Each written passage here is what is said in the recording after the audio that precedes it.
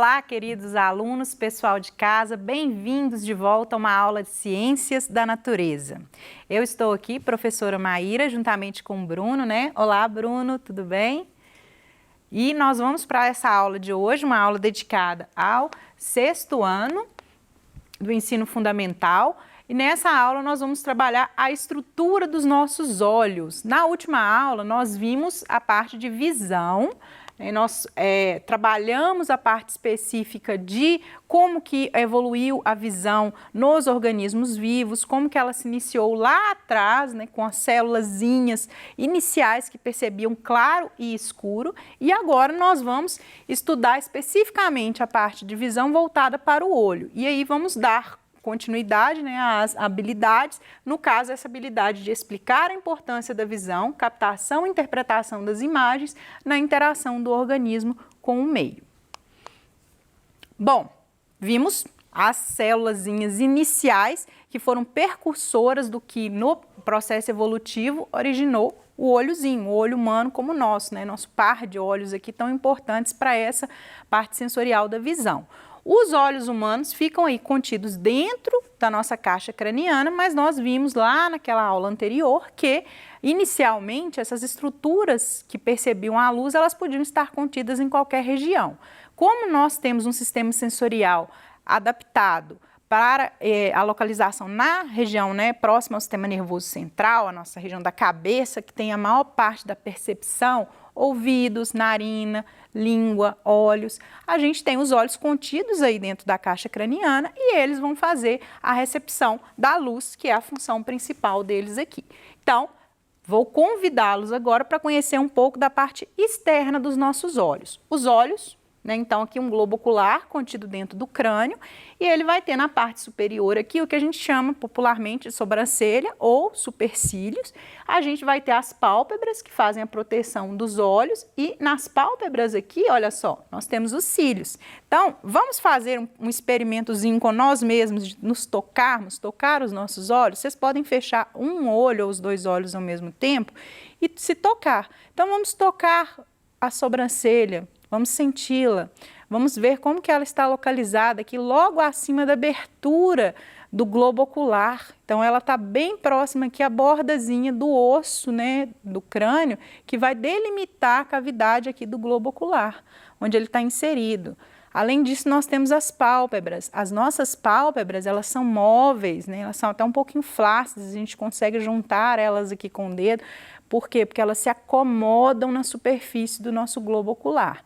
E na bordinha da pálpebra nós temos o quê? Das duas pálpebras, os nossos cílios, que são esses pelinhos que a gente pode ou não, né, fazer uma maquiagem. Muita gente usa até um cílio postiço, mas na verdade esses cílios têm uma função super importante aqui nos nossos olhos, para garantir que não caia pequenas impurezas ali, ciscos, sujeirinhas que poderiam ir para o globo ocular e nos machucar. Como eu falei na última aula, uma simples areinha pode fazer um incômodo danado, né?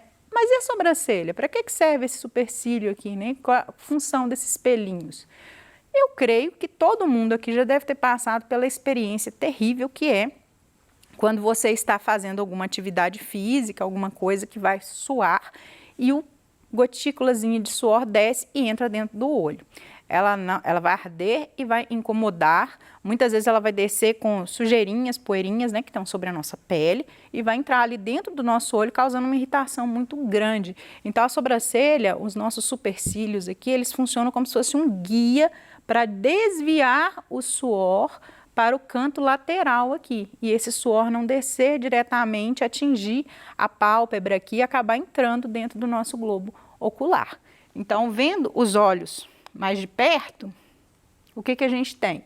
Vamos esquecer um pouco o supercílio e vamos focar na parte das pálpebras e dos cílios. A gente tem uma estrutura de proteção dos nossos olhos que o tempo todo está lubrificando essa superfície ali do globo ocular.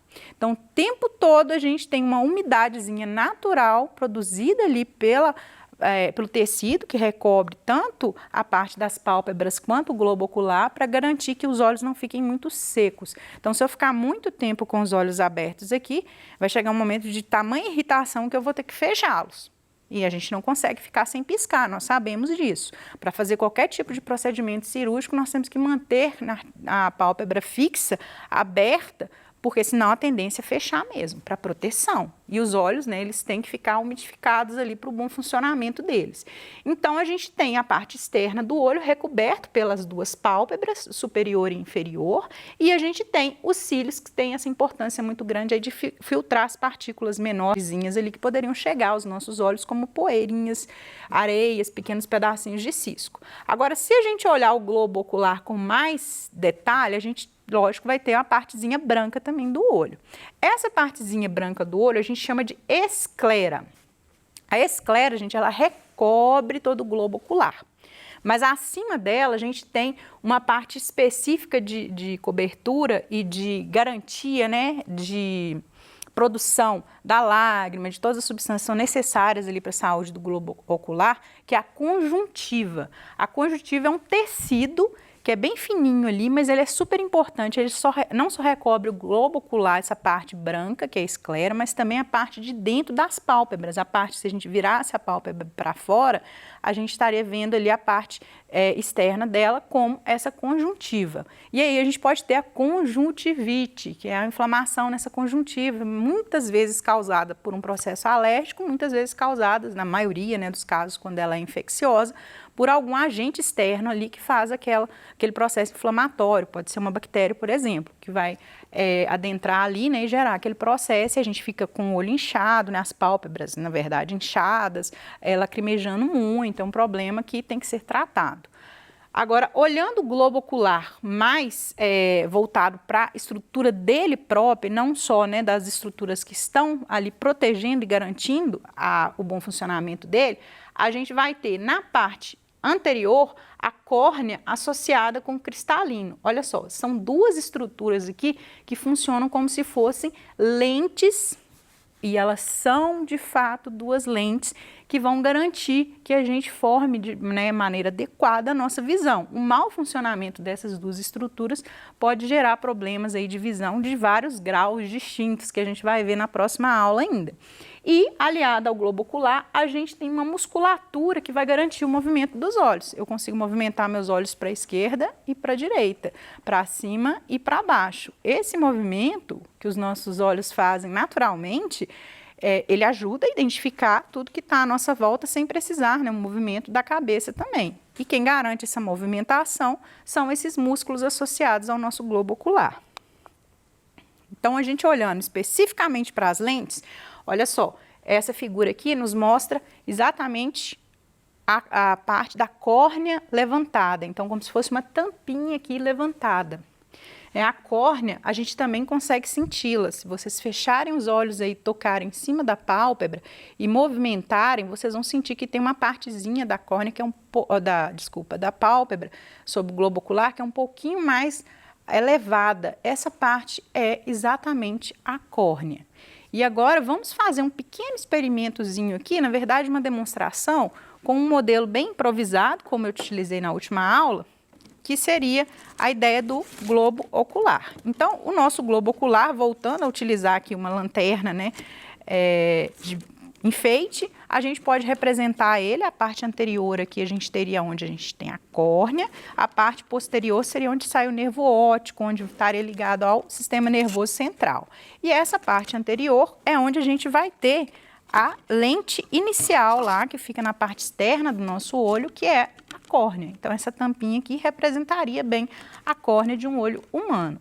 Só que não é só a córnea que a gente tem no olho humano. A gente tem lá dentro também essa lentezinha que é o cristalino. Então, o cristalino, ele é representado, geralmente, quando a gente tem os olhos, né, nessas figuras, por trás da parte colorida dos olhos, da íris. Eu não estou demonstrando a íris aqui. Primeiro, eu quero que vocês estejam atentos quanto às duas lentes.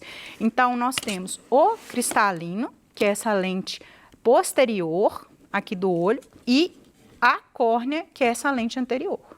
E olha só, uma tá virada, né, com a parte externa aqui para fora, essa parte convexa, e a outra está na posição inversa. Nós precisamos lembrar disso na próxima aula, quando a gente falar da reflexão de luz e das lentes corretivas. Mas aqui no olho, vamos lembrar, córnea, parte externa do olho, como se fosse a tampinha lá na parte anterior. E o cristalino vai representar para a gente a parte logo abaixo da córnea. Entre esses dois aqui, gente, vocês vão ver que tem uma série de estruturas.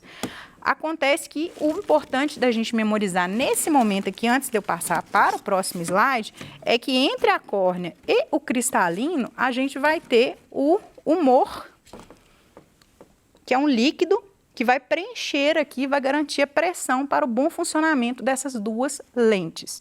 E esse humor aqui, que existe, esse líquido transparente, ele vai existir também na parte do globo ocular. Mas nós vamos ver que são dois tipos diferentes de líquidos que estão na parte anterior do olho, entre córnea e cristalino, e na parte posterior dele. Agora, voltando aos nossos slides,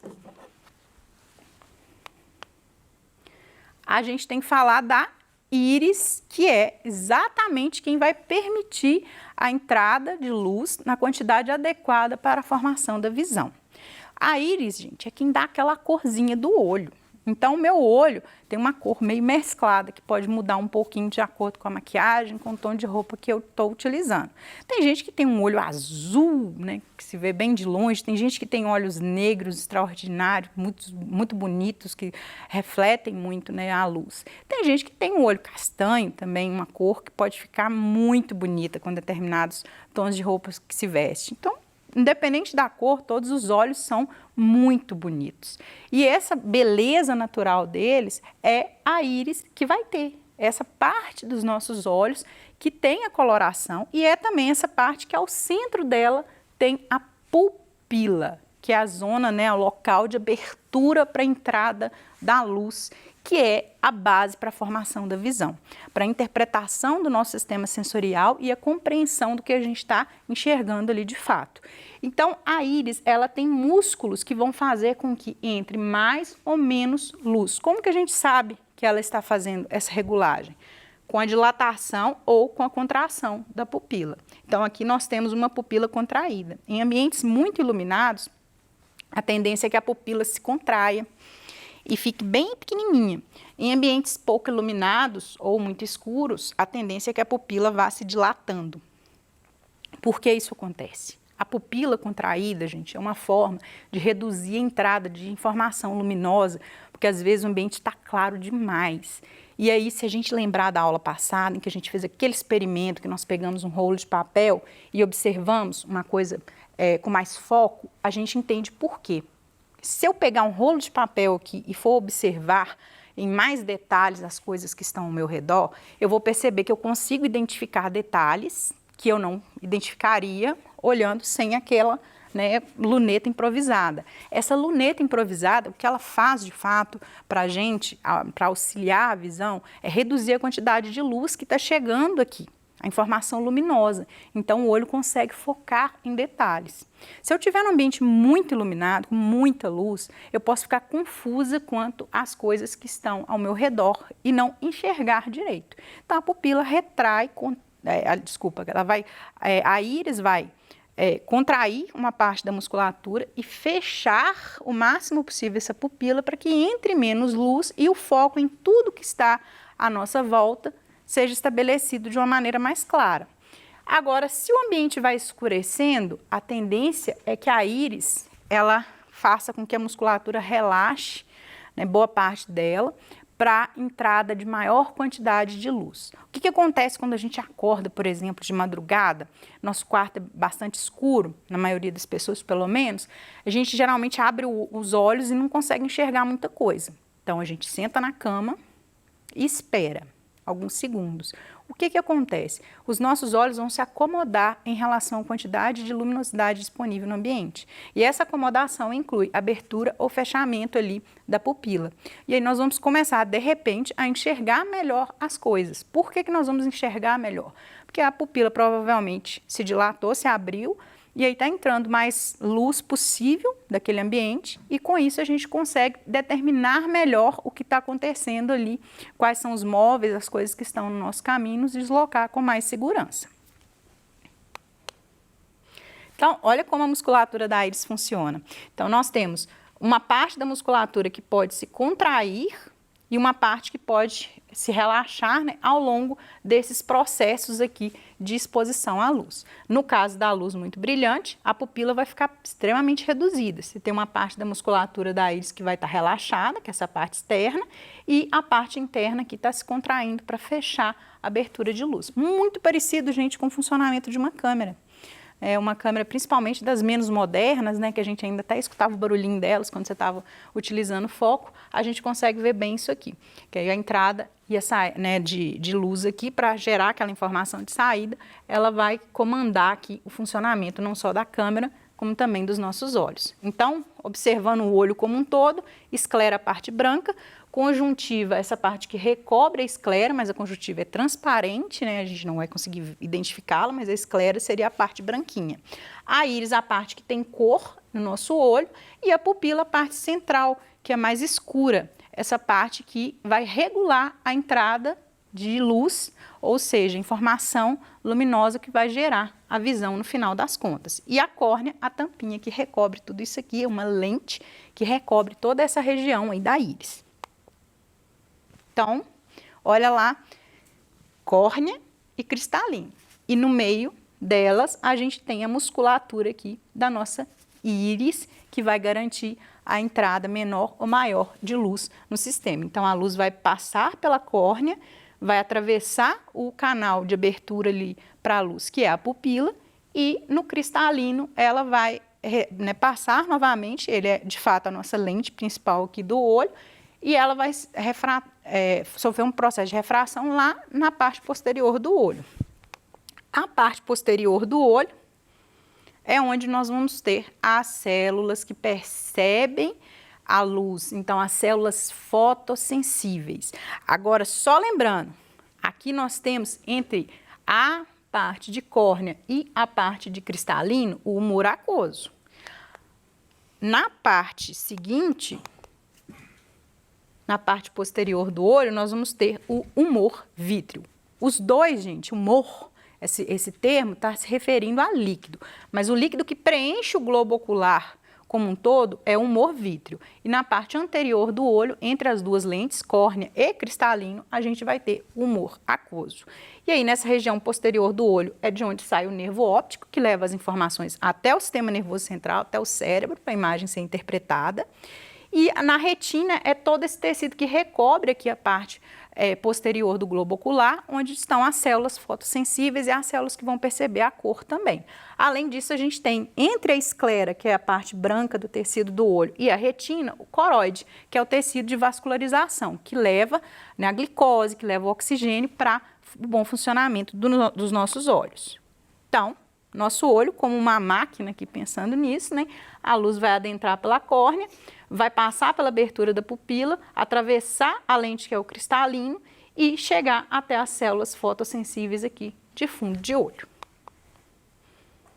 Olhando o olho com uma perspectiva mais anatômica, as pálpebras o protegem, assim como os cílios, e aqui a gente tem na região, né, do olho exposta exatamente as lentes e a abertura para a luz.